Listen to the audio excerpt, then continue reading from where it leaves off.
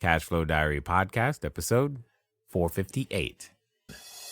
Welcome to yet another exciting episode of the CashFlow Diary Podcast, the podcast that teaches you insider tips, tactics, and strategies for creating leverage streams of cash flow into your life. Learn from top-performing entrepreneurs, business owners, investors, and thought leaders from across the globe as they share their secrets to success. Like what you learn on this and other CashFlow Diary Podcast episodes? Go to learninvestingnow.com and sign up to receive powerful tips and information that will help you succeed as an entrepreneur and investor. Now, here's your host, investor, entrepreneur, business owner, educator, speaker, author, and master facilitator of Robert Kiyosaki's cash flow game, Jay Massey. All right, ladies and gentlemen, welcome to another episode of the CashFlow Diary Podcast. I'm your host, Jay Massey, and I'm glad that you're here today because here's the thing. When it comes to making your dreams come true, we all have a different thing that we're always thinking about. And in fact, maybe as you are listening to this, you're commuting to work. You're going there right now going, one day I'm going to be, a ballerina. I don't know. Maybe one day I'm going to own that business, to be more serious. So one day I'm actually going to take that idea and start an invention or whatever it is that you think, you would enjoy doing more, and more importantly, would allow a better lifestyle and possibly more cash flow for yourself and your family. But how long is it going to be before one day becomes today? That's really a good question, right? What's it going to take to finally motivate you to cross that line? That's also a good question. But more importantly, what would happen if you could actually hear that other people who felt that way did the same thing? Today's guest has that in his background, but more importantly, I know that some of the questions that are going through your head are things like, oh my God, what if it falls apart? What if it doesn't work? These could be the things that are keeping you where you are. But more importantly, some of you have already started your business and you're like, man, I just need more of it. And you're like, how am I going to make that happen? Well, I do believe that today's guest is going to be able to assist you with all of those things. I have with me none other than Tom Cafarella, because you got to understand, he's on what I call the other coast. He's on that side of the United States, and he's out there helping individuals become real estate investors. And that process of becoming, it's not short, it's never pretty, but it's definitely possible. And what I really like is that Tom started as an accountant, but knew inside he wanted to be like grandpa and have a very successful landlording business. And that's exactly what he's managed to build out in the Boston area. He's a father of 3, and he says things like, do what you love and you'll never work a day in the life. And that's what's pretty cool. So get ready to take some notes. Let's get ready to have some fun and listen to Tom Cafarella. Tom, you there? I'm here. What's going on today? Anything good? Yeah, well, lots of things out here on the West Coast. I know you're on the other side, but that's the weather is great. The weather's great here right now, but it won't be for too long. So we're enjoying it while we can. I like the qualification of right now. So that's pretty, he's like, that's going to change, but that's okay. So this is good. This is good. Now, this being the first time that you are here, on the CashFlow Diary, what I want to do is I want to ask you the same question I tend to ask everybody else. You ready? Absolutely. All right. I tend to look at entrepreneurs a lot like yesterday's, superheroes. And what it comes down to is that when you think about superheroes and entrepreneurs, I think we have a ton of things in common. Occasionally, as an entrepreneur, I can imagine myself flying around town and saving customers with my products and services, and maybe even often think that I'm wearing a cape. Also, like a superhero, an entrepreneur has a beginning. I mean, if you think about, say, Spider-Man, there was a time where he was just college student. That's all he was. And going around, taking some photos, doing his thing. And then all of a sudden something enters into his life. He gets bit by the spider. It's an intervening event that changes everything. He discovers he's got superhero powers and gets to choose, what am I going to do with them? So my question to you is as follows. Before, even you being the accountant before, starting Ocean City development, before, flipping and wholesaling, buying and holding, before the children, before everything that people know you for today. What we want to know is, who is Tom Cafarella? So, I grew up in a town in Revere, Massachusetts, which is outside of Boston.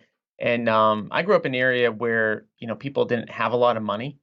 So every single person that I've ever been around, from, childhood to basically adult age, it always said to me, go to college, get a good job, work your way up the corporate ladder. So that's kind of what I did to start. And as you kind of alluded to, I was an accountant for a bit of time. But I knew at the end of the day that that life wasn't for me. I mean, almost immediately once I got starting in my work profession, I had an epiphany. You mentioned, that day where Spider-Man got bit. I remember what I was doing that day, and I'm sure a lot of your listeners have probably listened or read the book or listened to the audiobook Rich Dad Poor Dad. Mm-hmm. And that was really the moment, if you want to talk about getting bit and getting the superpowers, where my whole mindset changed, and I knew that I wanted to be an entrepreneur. I knew I wanted to be in business for myself, and I knew that the path that most people are on, which is what I call the 40-40-40 plan. You work 40 years doing something that you hate for 40 hours a week to take a 40% reduction in pay when you retire. I knew that that plan wasn't for me right after I read that book, and that's kind of what launched, my business career. Interesting.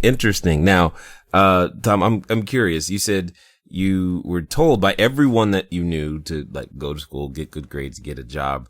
But was this before email? Was email around then? Email, well, I'm 35 years old. I'm going to be 36 next month. So email wasn't around when I was a young kid. Email started to become popular, probably when I was 20, 21, 22, somewhere around that age. What? But no, not really. Well, and that's what I was thinking. Is it's funny how that message, go to school, get good grades, get a job, spread better than spam. Oh God, yeah. It's everywhere, and It's somehow everywhere we all still. know about it. It's what is? It's still everywhere today, and it frustrates me because more people, in my opinion, go to college than should. Oh And, man. somebody like myself who's a true entrepreneur, somebody who likes to start businesses, somebody who really likes to work for themselves is encouraged to go to school. And then there's other people who really, are better suited for trades or better suited for other careers that are still pushed to go to college. And I think the system, as of today, as of 2018, is really flawed. And we have this default message that we send to people that you're not successful unless you go to school. And that's really not the truth. And I think for a lot of people, it's actually bad advice. You're not going to get any argument from me for that one. It took me, I don't know, 26, 27 years to figure out that I should have never been an employee. And about, get this, it took about 4 years of attempting to go to college to realize I should have never been. So yeah, I'm 100% with you. But your 40-40-40 plan, yeah, that wasn't for me either. I like it, but I do have a question, because you said if reading Rich Dad Poor Dad by Robert Kiyosaki was the catalyst, what I'm interested to know is what inspired you to pick up the book. Why did you go, oh, I'll read this one? That's a question I've never been asked, and I'm not really sure I necessarily know the answer to that. I was going through a point where I was reading a lot of different books, kind of, financial type things, and I'm not sure why I stumbled across that one in particular, but that I knew that was the one that kind of changed everything for me, because it's really where I switched my mindset.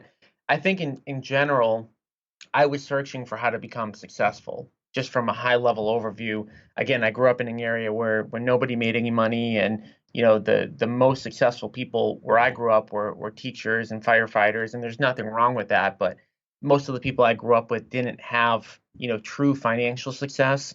And when you grow up and you don't have a lot of money, it changes you. I mean, you're always worried that you're going to kind of stay in that position.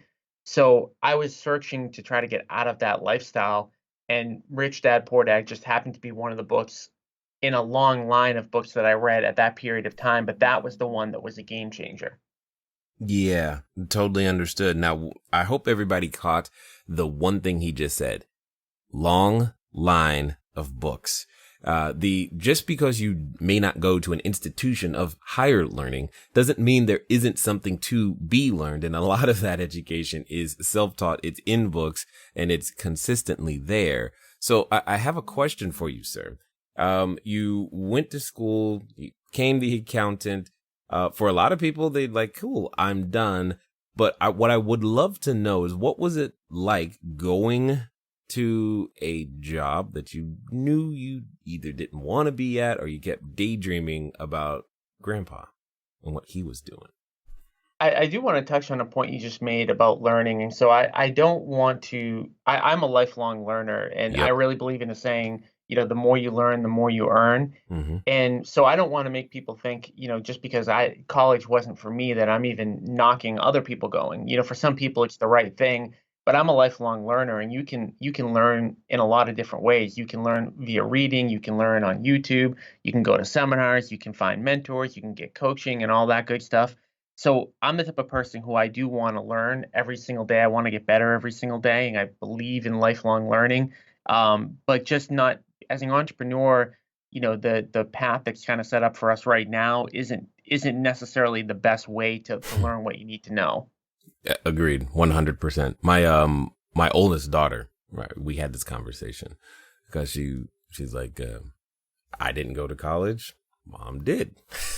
Do I go to college? How's that work? I'm like, you can go. If you want to. I don't have a problem with you going. But I do have a problem with you taking student loans for it, but that's a whole nother story. And At the end of the day, she's been enjoying herself, discovering, what she's good at. And it's a great experience for some. It just really, really was. I just wish someone would have said something like what you and I are talking about. Like, it's okay for some people not to go, and B, you're one of those people. Yep. That would have been very, very helpful. But yes, catch us up on what it felt like. Take us back to the time where, maybe you're sitting on the freeway or the expressway or whatever you guys call the freeway out there on the East Coast, and headed to work, but thinking about not being there. Well, I mean, man, so every single day I would show up, I would get to my desk, and I would literally just read all about real estate all day long at my computer.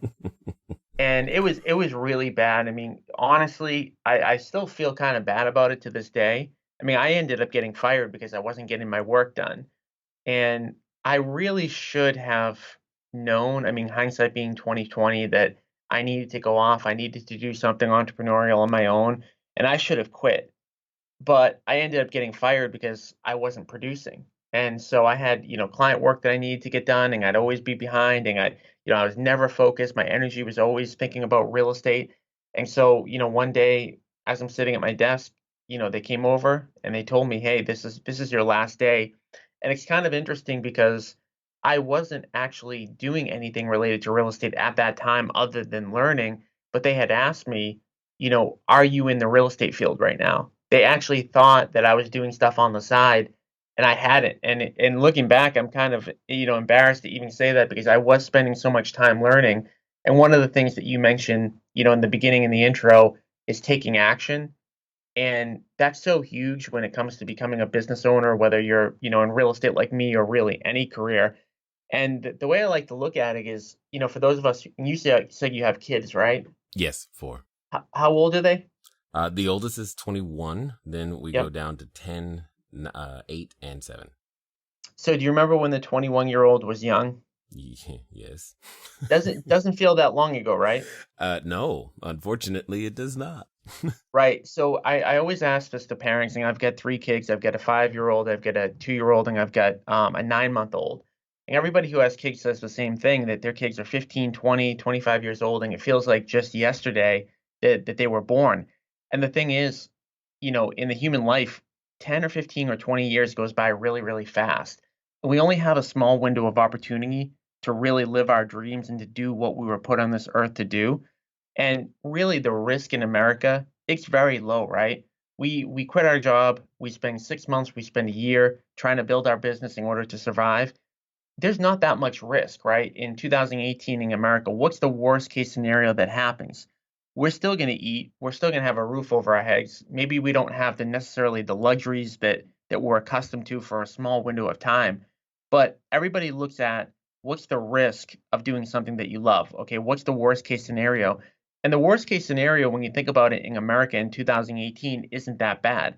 The way I like to think about it is what's the risk of not doing what you love, right? What's the risk of continuing to do something that you hate or that you really don't enjoy on a day-to-day basis? What's the risk of that 20 or 30 or 40 years from now? And I think when you look at it from that perspective, if you are truly unhappy in whatever profession or whatever career you're in, and you can do something that you love and earn a living, the best time to start is now. And again, the worst case scenario, I mean, you don't make it, you fail, you can always go back to that job that you have. That job or a job like it is always going to be available again. But that 10 or 15 or 20 years could pass you by and then you could maybe never do it. Well, okay. So now I'm gonna play devil's advocate for those that are listening and can't actually talk to you directly right now. They're possibly saying, well, Tom, the risk is that, you know, if they're younger, they're going, well, my parents aren't gonna like it. They're, you know, they're kind of paying for everything right now. They're gonna cut me off. That's the risk. Yeah, so I think that's an important thing is that most people aren't entrepreneurs. So if you're listening to this podcast and you're an entrepreneur, it's unlikely that the 5 closest people to you right now are going to support your vision because most people are employees by nature. And again, there's nothing wrong with that. But if you're an entrepreneur by nature, it's like trying to fit, you know, a square, round peg in a square hole or vice versa, right? It just doesn't work. So one of the things that you need to do if you're entrepreneurial is get around other entrepreneurs because they're going to think completely differently and they're going to look at risk and they're going to look at, you know, what you do a lot differently. So in terms of, you know, the parents, you know, not backing you, I think at the end of the day, most parents will understand if you're putting in the time, effort, and energy to build your business. Now, are parents going to support you if you say, hey, I'm going to do something entrepreneurial and then you lay around on the couch all day long and not do anything? I'm not advocating that at all, right? I'm actually saying if you want to be an entrepreneur, you actually have to work harder. You have to work harder in the beginning so that in the end, things are going to be easier. So not everybody's going to support you, whether that's a parent, whether that's a spouse, whether that's a friend, whether that's a relative. Not everyone's going to support you as an entrepreneur because they don't understand the entrepreneurial mindset. But there's a really interesting quote by Steve Jobs, and I think it's something to do with dogma, which is essentially, you know, living the life that other people want you to live instead of living your own life. And again, we're just not around for long enough. I mean, you know, time goes by, 10, 15, 20, 30 years goes by in the blink of an eye. So you really have to think, are you living your life for yourself or are you living your life for somebody else? You need to live your life for yourself. Yeah, 100% agreed. What's funny or at least ironic about that, my oldest daughter started going to school and then she said, yeah, I'm going to become a real estate investor like you, Dad. And she was trying to take, you know, the real estate, I guess this particular college has a real estate entrepreneur track, which I was like, wow, that's pretty interesting. But she was doing horribly. And we kept telling her, you're not me. Please go take art classes. Go be drama. Go be a writer. You're better at that. And it took 2 years of us saying that to her before she actually did, because that's where she belongs. And that's like her skill set. And finding that pocket of skill set is something that I think every entrepreneur always goes through. But more importantly, I know I went through it as a real estate investor, trying to figure out not just real estate investing, but where. What I would love to know is to hear how you managed that transition, because it's one thing to say, you know, I'm going to be an entrepreneur. Like that day they come to you and say, hey, this is your last day. That means you weren't planning. Like, what did you do the next day, Tom? How did you figure that out? Hey guys, thanks for listening as always, and I'm glad that you continue to support with each and every download and subscription and share. One of the things that I want to ask you, though, is where are you listening to me from right now? I know some of you, maybe you're on a treadmill, maybe you're washing dishes, maybe you're walking that dog, and some of you are actually in a vehicle driving right now. one of the fun things that you can do, get some of your time back, is begin to living a car-free existence. But even then, it can be a little complicated. So one of the things that I want you to do is I want you to go over to Zipcar. Go to joinzipcar.com/cashflow diary. It's a way that I am able to still go get a car just for a few hours, very, very simply, so that if I have a lot of errands to run and sheets to drop off and running to the short-term rentals, or if I just want to go for a long trip up to LA and back, etc., I can rent a car for a very, very short period of time. And the cool part is I don't even have to pay for any gas. Again, go to joinzipcar.com/cashflow diary. And that's the thing that I want to impress upon people, because I could have easily been one of those people who, went through that 15 or 20 years and never did anything, and I was still working my way up the corporate ladder right now. So really, I'm speaking to myself at 24, 25 years old as much as I am to the people that are listening to the podcast right now. I had a decision made for me, and what I want to impress upon people is I don't want you to have to be lucky enough to get fired to make that decision for you. So what happened to me, I got fired, honestly, the drive home from that day that I got fired was a low point for me, because I really felt like a failure, and I really felt like, is what I'm doing the right thing? Is trying to start my own business the right thing? And that drive home was really bad. But I woke up the next day and I felt, invigorated. And I said to myself, look, I'm going to give this a go. Whether or not I'm going to be successful or not, I at least have to try. I can't wake up every day going through the motions and hating what I'm doing on a day-to-day basis. I can't be at work checking the clock every 5 minutes to see if it's 5 o'clock yet. And so I've got to at least give it a shot. And so I decided to give it a shot, and I put in, probably double the hours that I normally would put into a work week. And I've done that for a while. I think, hard work kind of beats everything. And so, if you're willing to really, really work hard and pursue your dreams and do something that you love, in a lot of cases, and in my case, I'm now making much more money and I have much more security than what I would have in a 9-to-5 job. So keep in mind, it's kind of interesting. I got fired in December of 2007 for being a bad employee, but 5 or 6 or 7 months later, we had the financial crisis. And so there were a lot of people that I work with that actually were great employees that ended up getting fired. So, people want to think about job security, and, you're in a job that you can't get fired from, or you're a great employee, so they won't let you go. In some cases, that's completely out of your control. When you own your own business, you have the ultimate job security. As long as you're providing products and services to the market that the market wants, and you're providing a great service and you're providing good prices to people, you're going to stay in business forever. And yes, you might have a dip during an economic downturn, but you're not going to be fired, right? So you're actually creating more job stability by owning your own company. Now, you said something that I think bears repeating, or at least digging into, is because I have found that there's a number of people who say things like, oh, I want to get into real estate, or I want to do, fix and flip, buy and hold, all this other stuff. And I'm like, yeah, that's exciting. But you forgot something. You still have a business.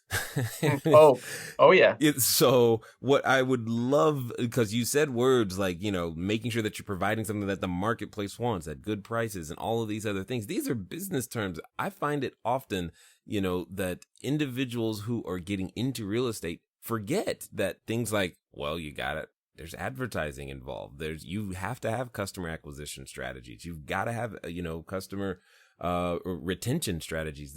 You still have to have that. And because I get met with well, Jay, I just want to do real estate. What would you say to that? So every business has the same components to it. It doesn't matter what widget you're selling, whether it's real estate, whether it's accounting services, legal services, whether you're making a product. Every business has the core fundamentals to it. They have sales and marketing, they have the organizational structure, they have the processes and procedures and the systems. So really, it doesn't matter what industry you're in. As an entrepreneur, you have to learn all of those basic building blocks. And the better that you can learn those building blocks, the better your company is going to run. Whoa. Hold on 1 second. I want to be very clear about something that you just said.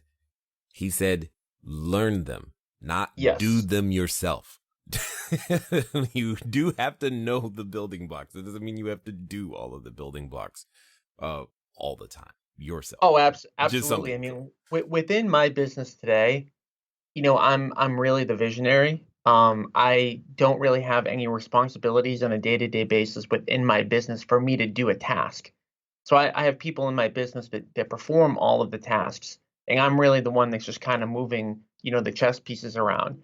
Yep. It wasn't like that in the beginning. In the beginning, I was all the chess pieces. I played every single piece. Right. But as my business has grown out and I've developed systems and I've reinvested back into my business, now I have other people doing that for me.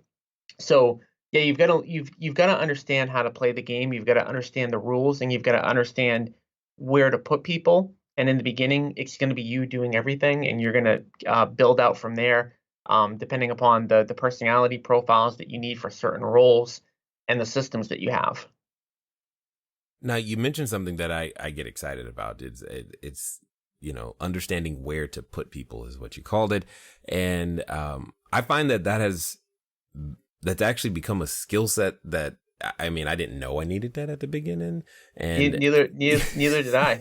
Neither did I. And I hired a lot of people. I hired a lot of the wrong people. And this topic might be a little bit too advanced for some of the people that are looking to get in. But from a long-term perspective, I have a quote on my wall by Steve Jobs. It says, "Hiring the best is your most important task."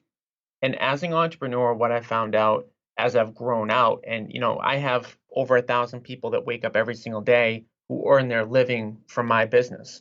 And what I found is that hiring is the most important task for me right now, because you have the systems in place in order for people to follow the procedures, but not everyone is going to follow them the same way.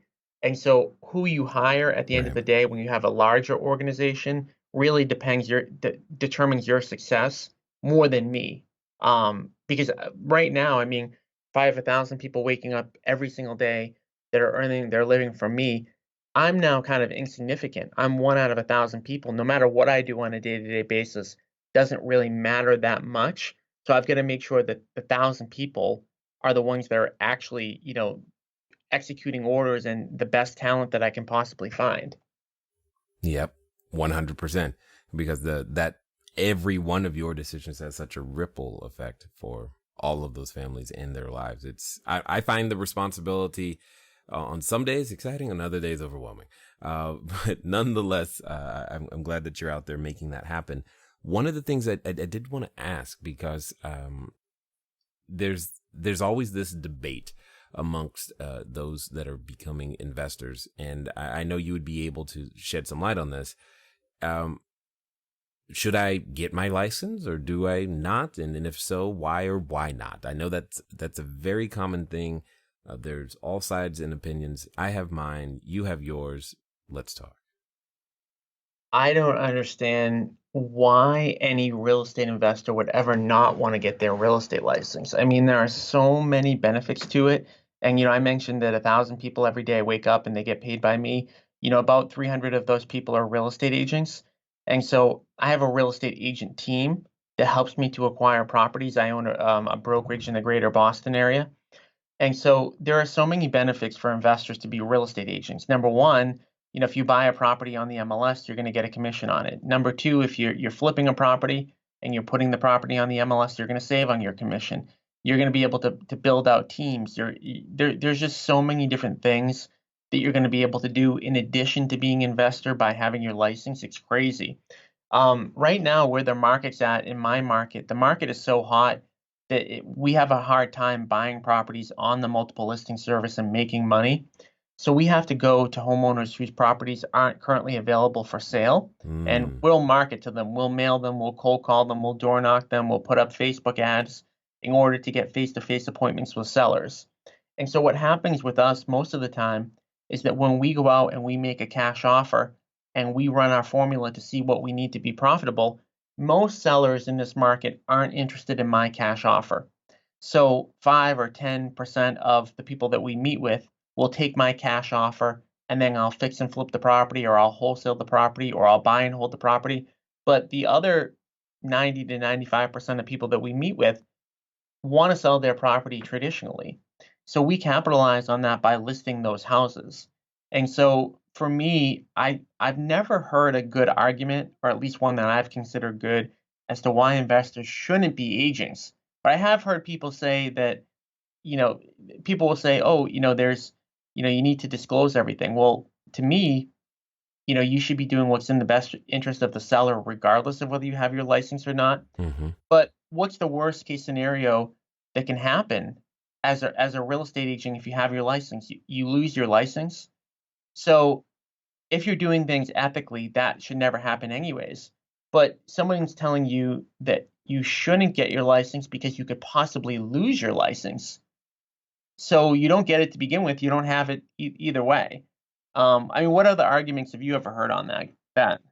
Well, again, it's always the process of actually going through the process. Some people just don't want to subject themselves to that. Some people feel it hurts them in negotiations, having to disclose that, yeah, I have a license, it hurts them at the negotiating table, especially when they're working with, the standard, homeowner who's, looking to sell their house and not necessarily looking to work with the realtor. They feel maybe possibly outclassed or something of that nature. Yeah. I've heard one of the common ones is like, look, all of the information that you get access to, I can still get access to it, especially today, online, etc. I can get access to the exact same data, the exact same information. And probably the big one, at least for me, is that the divided focus. I love the idea of staying like, this is what I do. And I think it's always been better. It's been a better business practice for me to send. If all you want me to do is to sell your house for you, I'd rather send that to someone else and build a better business relationship with this person. Because if I'm sending you referrals, if I'm giving you money, you're going to be thinking about what I need, and I'm going to be always sending you referrals, and we're going to be able to work very well together in marketplaces. And I would rather have that marketing power. Yeah. Now, speaking of marketing power, though, you said something that I wish more real estate people would be saying right now. You said the magic words, Facebook ads. Mm-hmm. And there's a lot of people who are still stuck on the yellow letter train. And I'm like, okay, you need to be looking at other ways of getting in front of more people. I would love to hear how you guys have adopted Facebook, and more importantly, why you believe, why is it good for you, and why do you think it would be good for others? Well, I mean, right now, Facebook is the biggest data aggregator that's ever existed. They know more about us than anywhere else, right? I mean, they know our birthday, they know what we do for work, they know what we like, they know what we don't like. They know if we own a home. They know all these things about us, right? Because first we submit so much contact information to Facebook just by default. And then in addition, Facebook will aggregate that data with other databases. So the great thing about Facebook as compared to like TV and radio is you can actually put your ads up in front of just the people who you want to reach. So you run a TV ad or you run a radio ad, and you have to pay to put that ad up in front of their entire audience. With Facebook, you can go in and you can hand select the exact people that you want to put your ad up in front of, from age to college, education level, to what job they have. So for example, for me, if I'm running an ad for me wanting to buy properties, I'm going to exclude real estate agents that own homes, because a real estate agent is probably not going to sell to an investor. So you only have to pay for the people that you absolutely want to reach, your hyper, marketing. And so I use it, on a day-to-day basis. I spend a ton of money on Facebook ads, and I think it's the best bang for your buck right now. And, that could change 5 or 10 years down the line. A different marketing medium might come around that's better than Facebook. But effectively, you can save a lot of money by excluding all the people who would never use your products and services to begin with. And so we run ads consistently looking to buy homes in the certain areas where we want to do flip projects and wholesale projects and buy and hold projects. And so for me, it's one of the biggest bang for your buck right now. And people have said that the Facebook ads are probably going to go up over the course of time, which I believe to be true because right now that's our biggest ROI. Well, but even if they do, we also have the benefit as, real estate entrepreneurs. The fact is, I mean, let's be honest, what you would spend on a direct mail campaign, from an ROI standpoint, we have a lot of room to grow because the product or service that we're marketing has so much magnitude and potential in terms of revenue that, we can afford a little bit more room. I mean, if we had to pay more, we could. We don't want to pay more, but we could. But more importantly, I think you said the number one thing that I love about Facebook is that it's only in front of the person I think has the highest probability of conversion, and it's less expensive. It's easier to do. I mean, it's been the most amazing thing for our database as well. I wish more people were out there doing it. Why do you think specifically real estate or real estate businesses or entrepreneurs are slow to adopt some of these methods? I think just, I forget what book it is, but there's a book that kind of tells how people take in technology, and there's people, they break them up into categories. There's early adopters, and then people go kind of along the curve.